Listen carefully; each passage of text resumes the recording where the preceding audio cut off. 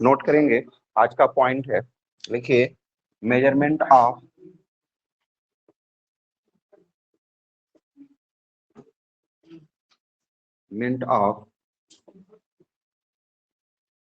Standard electrode potential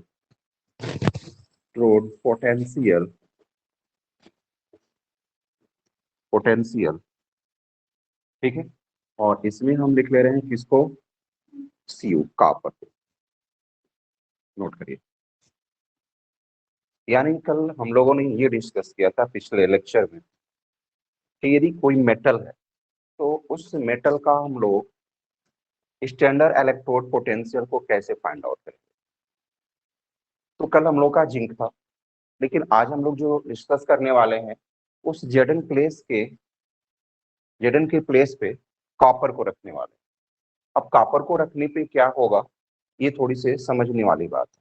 तो सबसे पहले हम क्या करेंगे, एक ध्यान से सुनिए, एक कंटेनर लिया जाए और इस कंटेनर में हमने क्या किया, कॉपर प्लेट को, ध्यान से समझिएगा, और इस कॉपर प्लेट को हमने डिप्ट किया कहां पर, कॉपर सल्फेट सॉल्यूशन में।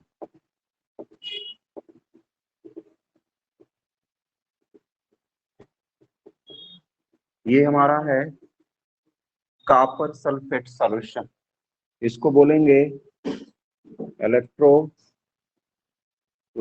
सॉल्यूशन। क्लियर है। और ये हमारा जो है कॉपर रॉड है, सीयू प्लेट। क्लियर। इसको किसके कंपैरिजन में रखना था, हाइड्रोजन के, और वो हाइड्रोजन एकदम कंपल्सरी है। यदि आप हाइड्रोजन को नहीं रखते हैं और किसी दूसरे को रख देंगे तो प्रॉब्लम क्रिएट हो जाएगी। इसलिए जब भी रखना होगा किसी के अकॉर्डिंग तो वह हाइड्रोजन ही होना चाहिए। तो यहाँ पर हम क्या करते हैं, हाइड्रोजन। हाँ, एक बात और है, इसके बाद आप जो है जब फाइंड आउट हो जाएगा आपका क्या, स्टैंडर्ड इलेक्ट्रोड पोटेंशियल, तो उस कंडीशन में आप कॉपर यहाँ रख लीजिए, दूसरा रख लीजिए, आपको क्या होगा, आइडिया लग जाएगा कि किसका कितना स्टैंडर्ड इलेक्ट्रोड पोटेंशियल है। हम लोग फिलहाल में हम लोग फाइंड आउट कर रहे हैं इन आर्ट की वैल्यू कि कितना आने वाला है। तो अब क्या करेंगे, इसमें हम फिलअप करने वाले हैं किसको, यहाँ डिप्ट किया जाए किसको, एक यूट्यूब को। वैसे तो देखा जाए कुछ बुक तो ऐसे भी बनाता है, ऐसे सीधे सीधे, ऐसे ही बना लीजिए, क्या टेंशन है। क्लियर हो गया, थोड़ा सा ऐसे क्लियर हो गया। फिर यहाँ से हम लोग हाइड्रोजन गैस को पास कराते हैं। आप सुनेंगे ध्यान से, इसमें हम लोगों को फिलअप करना है,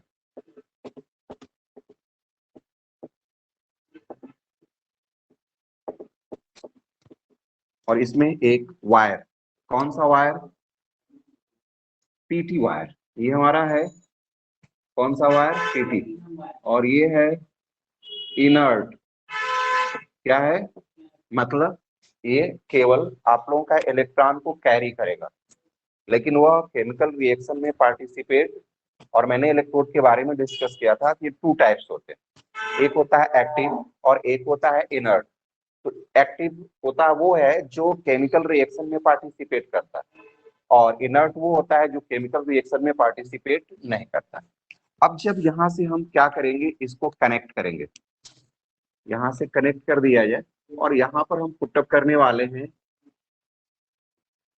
बोल्ट मीटर, यहाँ नोट कर दे रहे हैं बोल्ट मीटर। क्लियर है। इन दोनों को इंटरनल सर्किट के लिए, ये तो आउटर साइड का एक्सटर्नल सर्किट है, लेकिन हम लोग क्या करने वाले हैं, इंटरनल सर्किट को अटैच करने के लिए एक यहाँ पर हम लोग साल्ट ब्रिज लगाते हैं। क्या लगाते हैं, साल्ट ब्रिज। यहाँ पर हमने क्या किया, एक साल्ट ब्रिज अटैच कर लिया। देखिए ध्यान से, इसकी भी एक कंडीशन होती है साल्ट ब्रिज की, जो कि मैंने प्रीवियस लेक्चर में इसके बारे में डिस्कस किया था। और इसमें हमने क्या किया, फिलअप कर दिया। क्या फिलअप किया, हाँ, केसीएल, और ये हो गया हमारा केसीएल, केसीएल प्लस, अगर अगर सॉल्यूशन। क्लियर होगी? अब ध्यान से समझिएगा, ये हम लोगों का सेल तैयार है, लेकिन एक टर्म्स कंडीशन है यहाँ पर। ये जो कॉन्सेंट्रेशन है H प्लस, मतलब यह एसिडिक है, और हमने डिस्कस किया था कि इसकी कॉन्सेंट्रेशन 1 मोल पर लीटर होना कंपल्सरी है, क्योंकि हम लोग फाइंड आउट करने वाले हैं क्या, स्टैंडर्ड इलेक्ट्रोड पोटेंशियल। तो स्टैंडर्ड वैल्यू चाहिए ना, तो यहाँ हो गया हमारा H प्लस आयन का कॉन्सेंट्रेशन 1 मोल पर लीटर।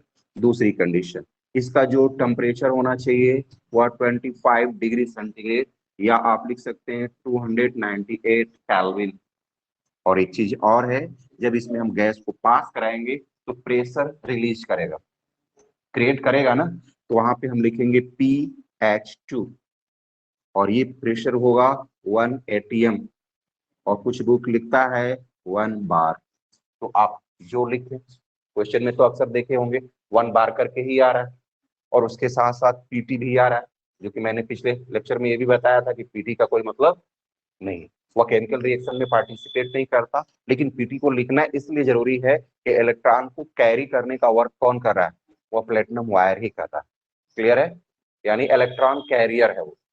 अब इसमें इलेक्ट्रिसिटी पास कराया जाए, अब इलेक्ट्रिसिटी पास कराया जाएगा तो होगा क्या, पहले वाले में हमने इलेक्ट्रिसिटी पास कराया था तो जेडन से निकल के उस साइड में गया था, ठीक है, लेकिन इसमें क्या होगा, इस साइड से इलेक्ट्रॉन फ्लो होने लगेगा, किस साइड से, यानी इलेक्ट्रॉन जो है इधर से इधर जाएगा। कोई डाउट है? अब ऐसे कंडीशन में जैसे ही अंदर आएगा, अब ये जो प्लेट होगा वह कौन सा चार्ज होगा, नेगेटिव चार्ज को क्रिएट करेगा। इस चार्ज को, नेगेटिव चार्ज को क्रिएट करेगा, और जब नेगेटिव चार्ज को क्रिएट करेगा तो आप ही बताइए इसमें जो H प्लस है क्या होगा, यहां से देखिए, यहाँ पर ये इधर की तरफ अट्रैक्ट होगा पॉजिटिव वाला, और इस साइड में क्या होगा, यहाँ से इलेक्ट्रॉन निकलना शुरू हुआ, तो अब ये प्लेट क्या हो जाएगा, पॉजिटिव हो जाएगा, ये हो जाएगा पॉजिटिव, और यहाँ क्या होगा, निगेटिव। क्लियर है ना? अब इस कंडीशन में क्या होगा, हम इसे लिख सकते हैं क्या, कि Cu जो है Cu प्लस प्लस, यहाँ पे 2 इलेक्ट्रॉन को हम फिलअप करते हैं और ये Cu में कन्वर्जन हो जाएगा। क्लियर है? मतलब इसने प्लस चार्ज को एक्सेप्ट किया है। क्लियर है? और ये रिडक्शन का प्रोसेस में है, किस प्रोसेस में है, रिडक्शन में। वो कैसे, जैसे आप लोग को मैंने पहले भी समझाया कि यदि लेफ्ट में पॉजिटिव क्या हो, ज्यादा हो, और उस साइड में पॉजिटिव क्या हो, लेस हो, तो आप देखेंगे अपने फॉर्मूले में उसको हम लोग रिडक्शन बोलते हैं। क्या बोलते हैं? रिडक्शन। तो ये हमारा हो गया पहला इक्वेशन, और ये हो गया रिडक्शन का वर्क करेगा। क्लियर है ना? इसमें तो कोई टेंशन नहीं है। अब जो है जरा एक बात और सोचा, जब जब यह रिडक्शन है तो ये वर्क क्या करेगा, कैथोड का करेगा कि एनोड का करेगा, तो RrCp, यानी कि ये जो है वर्क करने वाला है किसका, कैथोड का। क्लियर है? और ये क्या होगा, पॉजिटिव होगा, क्या होगा, पॉजिटिव। इतनी बातें तो समझ में आ रही, कोई डाउट? अब हमारी प्रॉब्लम्स है इस हाइड्रोजन के साथ, इसके साथ, हाइड्रोजन के साथ। तो अब क्या होगा, हाइड्रोजन, यह क्या होगा, हाइड्रोजन जो है क्या हुआ, अब निकलना शुरू हो गया इधर से, तो ऐसे कंडीशन में हाइड्रोजन जो है किसमें कन्वर्जन होगा, H2 में।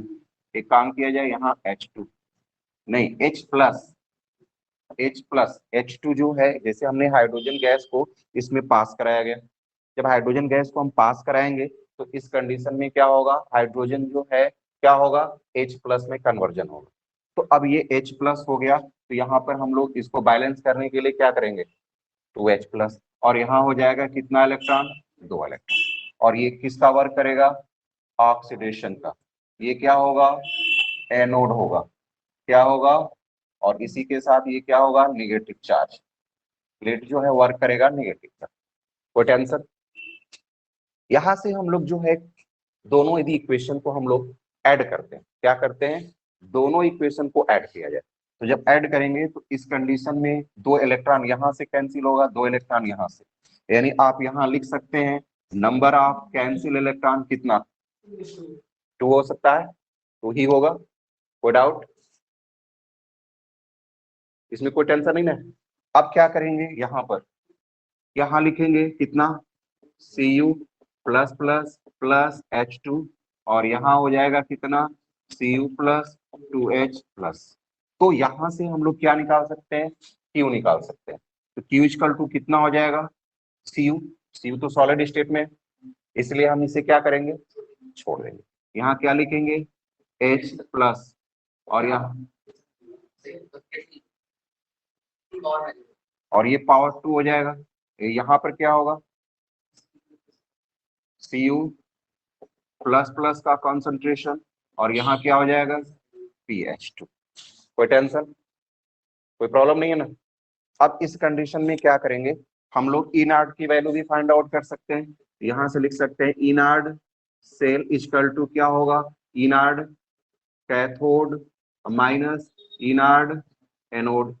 एक चीज और आपको पता है क्या, यहाँ से जो हमारा प्रोसेस में हो रहा है, रिडक्शन प्रोसेस में, तो हाइड्रोजन का तो पता है ना, हाइड्रोजन का पता है क्या हो रहा है, ये ऑक्सीडेशन हो रहा है, यानी ऑक्सीडेशन पोटेंशियल, ऑक्सीडेशन पोटेंशियल, लेकिन स्टैंडर्ड हो रहा है एसओपी, और एसओपी की वैल्यू कितनी होगी, 0 वोल्ट होगी। ये ऑलरेडी आप जानते हैं। तो अब यहां से हम लोग क्या कर सकते हैं, सेल वैल्यू को फाइंड आउट कर सकते हैं। अब मान लिया जाए कि यहाँ पर जब यहाँ से इलेक्ट्रिसिटी पास कराया गया तो इतना फॉर्मूला तो क्रिएट हो गया, और हमें निकालना है क्या, ई नार्ड सेल। तो अब ई नार्ड सेल की फॉर्मूला यहाँ लिखे हुए हैं। तो जब यहाँ से जब इलेक्ट्रिसिटी पास कराया गया, इलेक्ट्रॉन फ्लो किया, तो करंट इधर से जाएगा। तो अब ये वोल्ट मीटर जो है क्या करता है, यहाँ रीडिंग करता है, और रीडिंग करने के बाद इसकी कुछ वैल्यू आती है। तो आता है यहाँ पर लिखेंगे, यहाँ से देख लीजिए, ई नार्ड सेल इक्वल टू कितना, ये ई नार्ड कैथोड माइनस ई नार्ड एनोड। तो इसकी वैल्यू कितना आ गया, 0.34। ये ई नार्ड कैथोड। अब कैथोड की जगह पे कौन है, Cu प्लस प्लस, तो यहाँ लिखेंगे ई नार्ड कितना, Cu प्लस प्लस, यहाँ हो गया Cu माइनस 0। क्लियर हो गया, तो वो तो कैंसिल हो गया ना। तो इसकी वैल्यू कितनी आ गई, ई नार्ड Cu प्लस प्लस, यहाँ हो गया Cu इक्वल टू कितना हो जाएगा, 0.34, और इसकी वैल्यू जो है पॉजिटिव में आएगी, और वो जो वैल्यू था वो किस में आया था, नेगेटिव में आया होगा। क्लियर है, कोई डाउट इसमें, तो फटाफट इसको नोट कर लीजिए। चलिए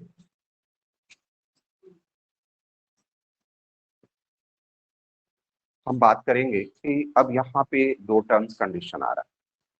एक सबसे बड़ी बात आ रही कि हमारा यहाँ पे पॉजिटिव आ गया, ठीक है, और ये पॉजिटिव किसका आया, कॉपर Cu का।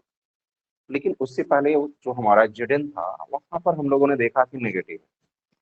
तो हमने देखा वहां पे जो नेगेटिव है, जो जिंक था, यहाँ पर इलेक्ट्रॉन ऐसे फ्लो किया था, यानी हाइड्रोजन और जिंक के कंपेरिजन किया जाएगा तो जिंक जो है मोर रिएक्टिव है, और यहाँ देखा गया तो क्या है, पॉजिटिव है, मतलब यह लिस्ट रिएक्टिव, यानी हाइड्रोजन से जो ज्यादा नेगेटिव होगा, हाइड्रोजन से कंपेरिजन किया जाएगा जिस मेटल का, और जिस मेटल का negative standard electrode potential find out होता है, तो हाइड्रोजन से वो मोर रिएक्टिव है। लेकिन प्रॉब्लम ये भी आती है कि यदि मान लिया जाए कि दो एलिमेंट है, और उन दोनों एलिमेंट के जो स्टैंडर्ड इलेक्ट्रोड पोटेंशियल है वो दोनों नेगेटिव है या दोनों पॉजिटिव है। तो यदि मान लिया जाए निगेटिव है, सपोज किया जाए निगेटिव है, और इसकी वैल्यू 2.30 है, और यदि मान लिया जाए कि इसका जो है 0.34 है, एक टर्म्स कंडीशन ये हो सकता है। दूसरा टर्म्स कंडीशन ले लेते हैं कि +2.30 और -0.34। एक दूसरी कंडीशन ये ले लेते हैं +2.30 और ये ले लेते हैं +0.34। ये हमने तीन क्वेश्चन बना लिया, सपोज किया गया। अब मान लिया जाए कि तीनों में अलग अलग हमें ये बताना है कि कौन लिस्ट रिएक्टिव है, कौन मोर रिएक्टिव है। तो आपको सीधा सा एक ही चीज याद रखना है कि जो जितना निगेटिव होगा वो उतना रिएक्टिव होगा। क्लियर है, तो अब यहाँ देखेंगे तो माइनस में इसकी वैल्यू 2.30, यानी यह क्या है, मोर रिएक्टिव है, और यह लिस्ट रिएक्टिव। यदि दोनों निगेटिव है, तो यदि मान लिया जाए कि ऐसे भी क्वेश्चंस आते हैं जिसमें प्लस हो और माइनस दोनों हो, तो हमें ये देखना होगा कि माइनस वाला कितना माइनस है। हो सकता है माइनस में 2-3 हो, तो उसमें जितना माइनस होगा वो मोर रिएक्टिव होगा। तो यदि हम इसकी बात करेंगे तो यह जो है -0.34 जो है मोर रिएक्टिव होगा, और यह क्या होगा, लिस्ट रिएक्टिव होगा। और यदि मान लिया जाए दोनों ही प्लस है, ऐसे कंडीशन में क्या करेंगे, तो देखेंगे किसकी वैल्यू कम है प्लस में, वह मोर रिएक्टिव है, और जिसकी वैल्यू प्लस में ज्यादा होगी वह लिस्ट रिएक्टिव होगा। तो यहाँ पर देख रहे हैं इसकी वैल्यू क्या है, तो यह क्या है, मोर रिएक्टिव है, और यह क्या है, लिस्ट रिएक्टिव है। क्लियर हो गया, कोई डाउट नहीं ना इसमें। इसमें क्या है, ये जो है मोर रिएक्टिव है, और यह क्या है, लिस्ट रिएक्टिव है। और इसमें जो है माइनस ज्यादा है, ये क्या है, मोर रिएक्टिव है, और ये क्या है, लिस्ट रिएक्टिव। तो इस टाइप से हम क्या करेंगे, इसको फाइंड आउट कर सकते हैं। लेकिन हमारा जो क्वेश्चन है, जो हमारा पॉइंट चल रहा है, इस पॉइंट से हम लोग किसी भी मेटल का standard electrode potential find out करने वाले हैं। क्या फाइंड आउट करने वाले हैं, अब यदि इसको हम लोग रीअरेंज कर ले, या तो असेंडिंग ऑर्डर में या डिसेंडिंग ऑर्डर में, किस ऑर्डर में, असेंडिंग ऑर्डर, या इसको हम लोग बोलते हैं इलेक्ट्रोकेमिकल सीरीज या स्टैंडर्ड इलेक्ट्रोड पोटेंशियल का एक सीरीज, जिसमें क्या है, वह इंक्रीजिंग ऑर्डर में है या तो डिक्रीजिंग ऑर्डर। क्लियर है, इसमें कोई डाउट, यानी rearrangement of standard electrode potential of metal is known as electrochemical series. क्या बोलेंगे, इलेक्ट्रोकेमिकल सीरीज। कोई डाउट है किसी को, कोई कंफ्यूजन? तो अब हम लोग जो है इसको भी नोट कर लेते हैं, लिखिए फटाफट, इलेक्ट्रोकेमिकल सीरीज लिखा हुआ है, लिखेंगे इलेक्ट्रोकेमिकल सीरीज, फटाफट लिखिए electrochemical series.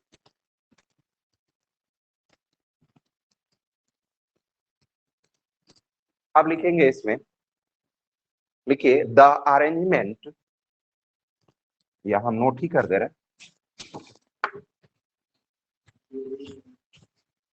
The arrangement of elements, the arrangement of elements in order of decreasing or increasing, or या increasing standard electrode potential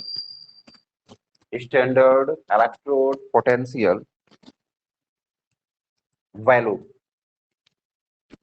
is called electrochemical series, are called electrochemical series।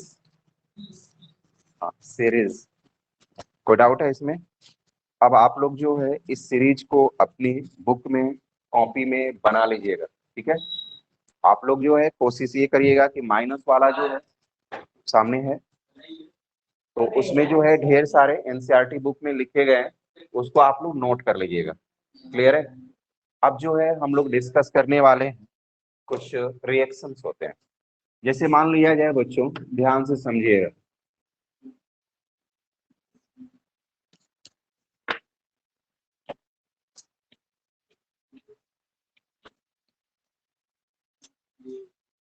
Heading लिखिए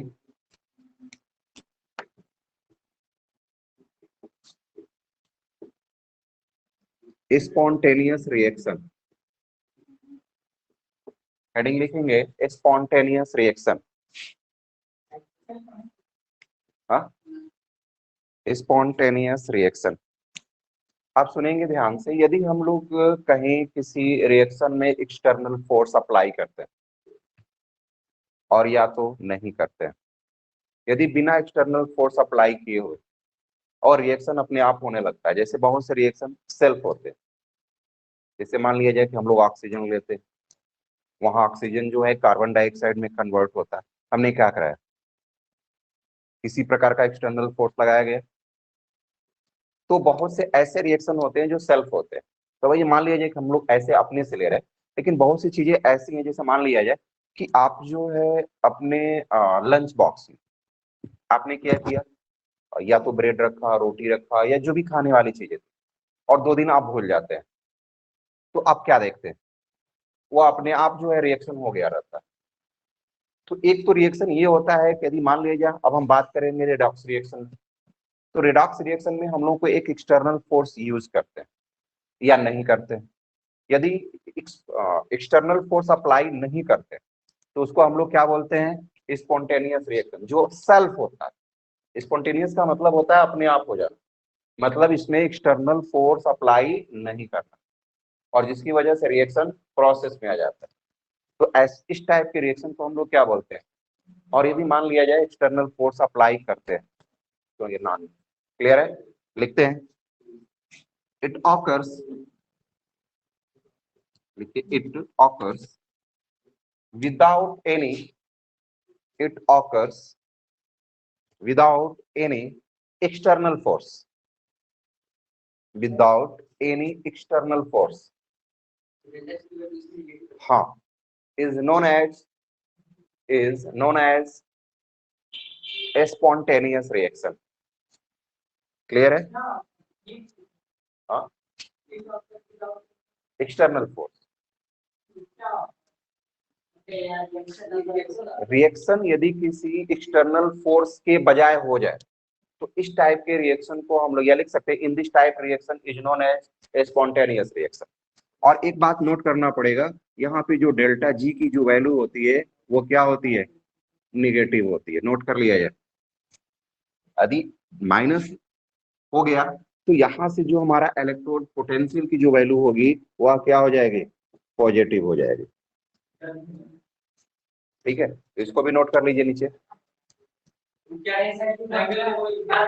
जी हाँ, यदि मान लिया जाए कि यदि हम फोर्स एक्सटर्नल नहीं लगा रहे हैं तो डेल्टा जी की जो वैल्यू होती है वो निगेटिव होती है, तो वहां पे जो हमारा वैल्यू होगा ए की वो क्या होगी, पॉजिटिव हो जाएगा। अगला हेडिंग लिखिए, नॉन स्पॉन्टेनियस रिएक्शन लिखेंगे। नेक्स्ट, नॉन स्पॉन्टेनियस रिएक्शन, थोड़ा सा फास्ट चलते हैं बच्चों, चलिए लिखिए। हाँ, सेम टू सेम वही डेफिनेशन, उसमें जो है फोर्स अप्लाई कर दीजिए। हाँ, without it occurs with external force, with occur it occurs with external force या एनी एक्सटर्नल फोर्स। और यहाँ पर जो है आप क्या करेंगे, डेल्टा जी की जो वैल्यू होगी वह पॉजिटिव हो जाएगी और ए की जो वैल्यू होगी निगेटिव हो जाएगी। चलिए अब हम बात करेंगे जो मेन पॉइंट है, जो कुछ इससे फॉर्मूले क्रिएट होते हैं और नाम सुना होगा फैराडे। ठीक है, तो हम लोग डिस्कस कर लिया जाए फैराडे के बारे में कि फैराडे लॉ क्या होता है। तो लिखेंगे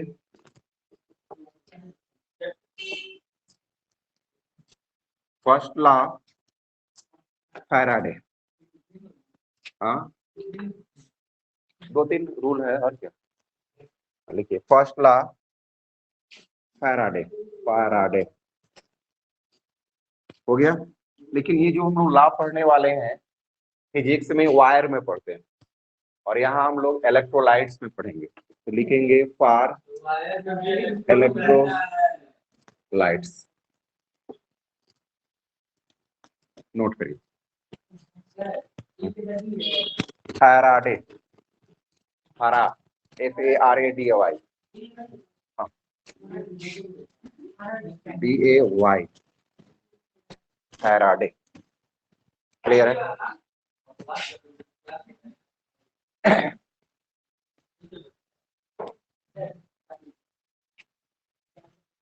अब सुनेंगे ध्यान से। अभी एक फैराडे लॉ है क्या, मान लिया जाए एक कंटेनर, यहाँ पर भी कंटेनर, यहाँ पर एक प्लेट हम पुटअप करेंगे, दूसरा प्लेट यहाँ हमने पुटअप कर दिया। क्लियर हो गया। अब जो है इसमें इलेक्ट्रिसिटी पास कराना है, ठीक है। अब यहाँ पर बात करनी है, मैंने एक दिन आप लोगों को समझाया था कि जब यदि मान लिया जाए यहाँ से इलेक्ट्रॉन फ्लो करके इधर गया, क्लियर है, तो इसका कंसंट्रेशन मान लिया जाए कि ये Zn प्लस प्लस है और ये SO4 माइनस माइनस, मान लिया जाए ये Zn प्लेट है और ये Zn SO4। जब इस कंडीशन में जब हम ब्रेक करेंगे तो ये Zn प्लस प्लस और ये हो गया SO4 माइनस, और इलेक्ट्रॉन इधर से इधर जा रहा है, क्लियर है, और ये इलेक्ट्रॉन इधर आ रहा है। जब इतनी बात समझ में आ रही तो जैसे जैसे क्या होगा, इलेक्ट्रॉन फ्लो होगा, वहां से जो Zn प्लस प्लस है इसका कंसंट्रेशन इंक्रीज होता जाएगा। क्या हो जाएगा? इंक्रीज होता जाएगा। क्लियर है? अब कहेंगे कि कंसंट्रेशन होता क्या, तो सबसे पहले सी से इंडिकेट करते हैं और इसे मोल पर लीटर करते हैं। क्या करते हैं? यानी कि ये हो गया मोलारिटी, इसको मोलारिटी बोलते हैं, और ये हो गया मोल अपान वॉल्यूम। अब जरा सोचिए कि जब इसमें हमने केमिकल रिएक्शन प्रोसेस किया, जैसे ही किया इलेक्ट्रिक, ये सेल्फ होना शुरू हो जाएगा, एक तरफ ऑक्सीडेशन होगा और दूसरी तरफ रिडक्शन होगा। अब यहाँ से इलेक्ट्रॉन जब फ्लो किया तो अब क्या होगा, यहाँ से जो इसका वॉल्यूम होगा वो डिक्रीज होने लगेगा, जिससे क्या होगा, कंसंट्रेशन या मोलारिटी क्या होगा, इंक्रीज हो जाएगा। लेकिन प्रॉब्लम है कि जो प्लेट का मास है, क्या है, मास है, जो इसमें मेटल है, कौन है, Zn है, उसका मास जो है, मास ऑफ क्या, मेटल प्लेट, क्या होगा, डिक्रीज हो जाएगा। क्लियर है? अब ध्यान से सुनिएगा इस बात को, तो फिर ये बात समझ में आ जाएगी। अब जरा सोचिए कि जितना हमने क्या किया, मेटल ने क्या किया, या तो आयन को डिपॉजिट किया या तो क्या किया, डिस्चार्ज किया। यही नहीं कर सकता। मान लिया इधर से इलेक्ट्रॉन इधर से फ्लो हुआ तो इधर से क्या हुआ, इलेक्ट्रिक आना शुरू किया। अब जरा बताइए कि इधर से इलेक्ट्रॉन नहीं जा रहा तो क्या उधर से इलेक्ट्रिक आएगा? इम्पॉसिबल। चलिए फिर से सुनते हैं, इधर से इलेक्ट्रॉन जाना शुरू किया तो इधर से क्या हुआ, इलेक्ट्रिसिटी पास होना शुरू की। अब जरा सोचिए कि इलेक्ट्रॉन फास्टली मूव कर रहा तो करंट भी क्या हो रहा है, फास्टली आ रहा है। मतलब क्या हो रहा है, इधर जो है डिपॉजिट कर रहा है उधर ले जाकर, तो उधर से क्या हो रहा है, डिस्चार्ज हो रहा है। तो दोनों का अमाउंट क्या होगा, इक्वल होगा, मतलब एक दूसरे के डायरेक्टली प्रोपोर्शनल है ना, कि नहीं है? यदि मान लीजिए कि ब्रेक हो जा रहा है धीरे धीरे, तो इधर से करंट आना क्या हो रहा है, स्लो मोशन। तो एक देख रहे हैं कि जितना डिपॉजिट हो रहा है उतना ही डिस्चार्ज हो रहा है, और ये किसके फॉर्म में हो रहा है, इलेक्ट्रिक के फॉर्म में हो रहा है ना। इसी को क्या कहते हैं, फैराडे लॉ बोलते हैं। और वो भी फर्स्ट, ये पहली बात उन्होंने सोचा और कहा कि यदि ऐसा होता है तो इसी को हम लोग क्या कहेंगे, फर्स्ट लॉ ऑफ फैराडे बोलेंगे। क्लियर हो गया? कोई डाउट, कोई कंफ्यूजन, क्या समस्या है? हाँ, फैराडे एक साइंटिस्ट है। चलिए क्लियर है ना, अब कोई डाउट नहीं ना, कोई कंफ्यूजन? तो लिखते हैं, लिखिए, हाँ लिखिए, अमाउंट ऑफ सबस्टांस, हाँ लिखिए, according to first law of Faraday, लिखिए amount of substance, substance deposited or discharged, deposited or discharged at any electrode, any electrode, ठीक है, is proportional to is, हाँ लिख लीजिए, directly proportional, directly proportional to the charge, charge passed through, क्या बोल दिए, passed through, pass through solution, note कर लीजिए। हाँ एक बात और लिख लीजिए ब्रैकेट में, यह जो है मेल्ट की अवस्था में भी हो सकता है और ये सॉल्यूशन की भी अवस्था में हो सकता है, ये कंडीशन जो है ये अप्लाई हो सकता है। हाँ, पास्ट थ्रू सॉल्यूशन,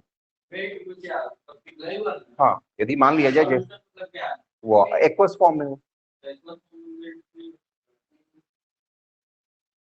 मेल्ट होना और एक्वस होना दोनों में डिफरेंट है। जैसे आपने जेडन लिया और उसको हीट किया तो वो मेल्ट कहलाता है, और यदि मान लिया जाए हमने किसी वाटर के साथ जो है उसको डिजोल्व किया तो उसको सॉल्यूशन क्रिएट होता है। बात समझ में आ रही है ना? तो दोनों में डिफरेंट होता है। ये क्लियर हो गया? कोई डाउट है इसमें? तो ये क्या कर रहा है, जो अमाउंट है जो डिपॉजिट का या किसका, डिस्चार्ज का, वो चार्ज के ऊपर क्या होता है, चार्ज के डायरेक्टली प्रोपोर्शनल होता है।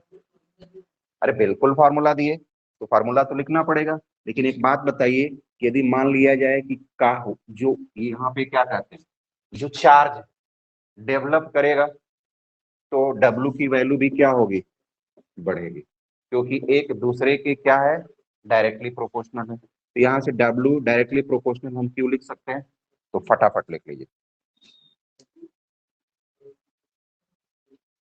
क्लियर है? हाँ, आप कहेंगे कि डब्ल्यू क्या है, तो अभी आपने लिखा कि क्यू क्या है, यहाँ नोट कर लेते हैं।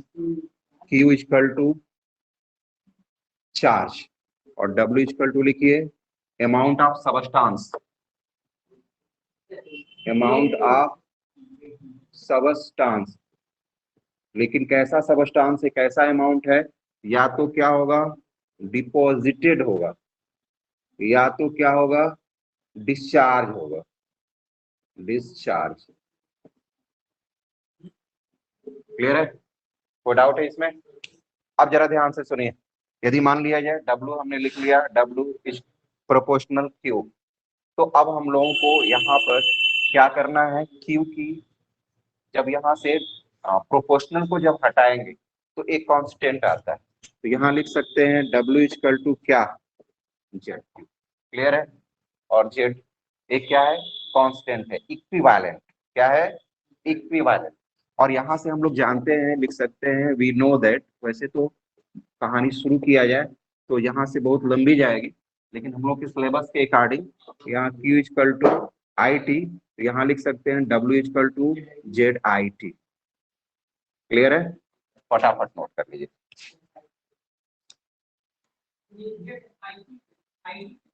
आई जो है करंट है, टी जो है टाइम है, यहाँ लिख सकते हैं, लिख लो यार कैपिटल में, इस मामले में कोई टेंशन। आई क्या है, करंट है, वो भी किसमें, एम्पियर में। और टी क्या है, रुको एक सेकेंड, टाइम है, किसमें, सेकेंड में। हाँ बोलिए। डिस्चार्ज आपने डिफिनीशन में लिखा है, या आप लिख सकते हैं deposited or discharge amount of substance. Clear? दोनों इक्वल हो, एक दूसरे के डायरेक्टली प्रोपोर्शनल, इधर से बढ़ेगा तो भी बढ़ेगा, तो एक एक दिया रहेगा, दूसरा पूछेगा। ठीक है, नोट कर लीजिए फटाफट। और जेड भी लिख लीजिए यहाँ पर, जेड इक्वल टू क्या लिखेंगे, इलेक्ट्रोकेमिकल, यहाँ लिख लीजिए इलेक्ट्रोकेमिकल इक्विवेलेंट। नोट कर लीजिए, जेड क्या है, इलेक्ट्रोकेमिकल इक्विवेलेंट। मिटा दें इसको। चलिए अब ये थोड़ा सा हम लोग इसमें थोड़ा सा एंट्री कर जाएं, लेकिन हाँ इस टाइप से जो क्वेश्चंस होंगे वो आप लोग के सिलेबस के अकॉर्डिंग नहीं, नहीं तो थोड़ा सा इसमें हम चार्ज वगैरह को एंट्री कराते हैं इसमें। ठीक है, तो आज इतना ही, फिर मिलते हैं सेकेंड लॉ के लिए।